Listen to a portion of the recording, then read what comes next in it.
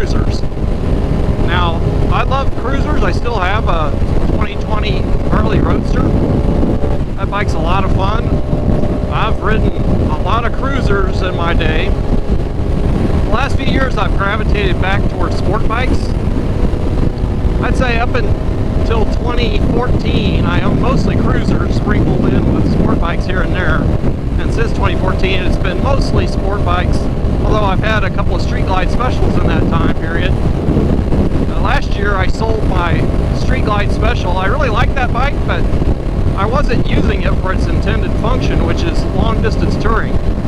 Now I know you can ride it around town, but that bike's not really that good for around town because of its weight and just overall handling characteristics relative to say something like this, my 2020 Katana, which is actually my all-time favorite bike. And it has a lot to do with the type of riding that I'm doing mostly these days, which is around town and near town.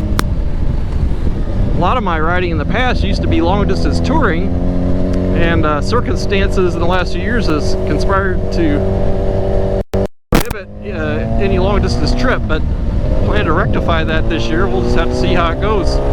Had some other things that popped up, but in the meantime I'm certainly enjoying my sport bikes. It seems that people start out obviously on either cruisers or sport bikes depending on what they've been exposed to, particularly when they're younger. But over time, the so-called conventional wisdom is as you get older, more people gravitate towards cruisers because they're supposedly more comfortable. And I take issue with that. I mean, certainly if you have difficulty leaning over just a little bit, a sport bike could be problematic, but I think people just don't give it a chance to acclimate to the bike. But you know, the other thing is with the upright riding position of cruisers, it puts a lot of weight on your lower back, which can be problematic. So by leaning just a little bit forward, you take some of that pressure off your lower back and distribute it better. But you know, certainly if you're going two up a lot, or you're doing a lot of long distance touring, a bigger bike like a Street Glide would fit the bill. But you know, around town, that bike can get you in trouble. A big heavy bike weighs 830 pounds wet. With just the rider, you're over half a ton. And occasionally, you know, I would put my foot down at a stop and there would be black sand on black asphalt that I couldn't see, and my foot would start to skid out from under me, and there were a few times I nearly dropped that bike. Now that's not the end of the world, but that's not fun either, and it can be rather expensive.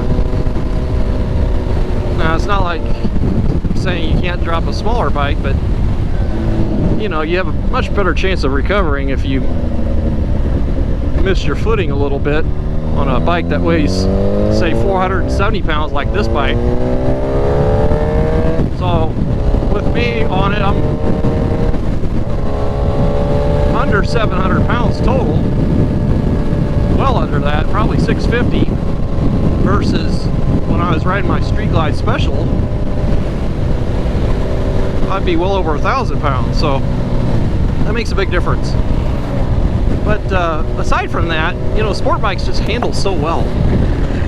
I mean, you just think about where you want to go briefly and you're there. The handling's so nimble, and the power is fantastic. Now, I have to allow for different preferences and riding styles. You know, typically on a cruiser, you're kind of taking it easy and taking in the sights, which is great. On a sport bike, sometimes you're tempted to just take advantage of all the power, the rapid acceleration, and sometimes you can fall into a trap of finding that you want to do more and more to push the envelope on a sport bike. But if you've got a lot of riding experience, particularly if you're older, you're usually able to temper those impulses. I mean, there's plenty of times where I just chill, just cruising around on my sport bike. But, you know, I sold that Street Glide special last summer, and then in the fall I bought a Gen 3 Hayabusa, so that's my plan to ride that on any long distance trips. But again, mostly around town and near town, I picked this bike.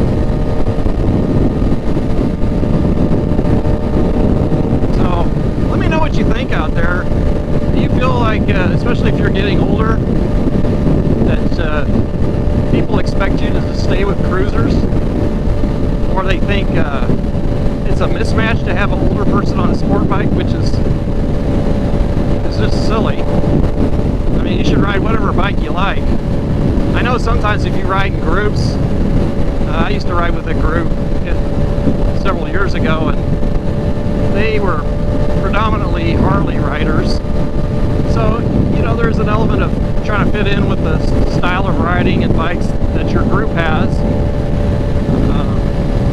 I remember I was out riding with those guys, just cruising some back roads in Kansas, and some guys on sport bikes just flipped around us. I mean, it was an easy pass for the sport bikes they were riding, and they weren't going too fast or anything like that. And then our next gas stop, somebody made a comment about, oh, did you see those organ donors on sport bikes blasting by us? I'm like, thinking to myself, they barely flipped the throttle and got around us. It was a completely safe pass, so I'm not sure what the issue was. But, you know, people can fall into stereotypes in terms of their motorcycle preferences. That's for sure. So, again, I'd be interested in your thoughts out there. Do you feel like you've made informed decisions about the type of bike you prefer? In other words, have you experienced enough variety in your motorcycle riding experience that you really do know what you prefer to ride? That could be part of it. Some people, I think, don't know what they're missing. Either way, you know, if you want to go long distance, especially if you're two up, then you should consider something like a Harley Tour. If you find yourself thinking that your bike's too heavy or it's too ungainly, or one small mistake, your foot slips out from under you and you're going to go down at a traffic stop or a stoplight, instead of selling your bike and no longer riding, consider getting a sport bike. Now, I know some of you will say, well, that's why adventure style bikes are so popular, and that's valid. I mean, they're certainly sporty, more upright position. A lot of adventure touring bikes are just plain ugly. That's just me. I mean, I owned a Ducati Multistrada. I love that bike, but I thought it was butt ugly, especially the front beak nose on that bike. So, in terms of my preferences, I think sport bikes look better than adventure touring bikes. But that's my opinion. So, let me know your thoughts out there. And please stay tuned for future videos. Thanks for watching, everyone.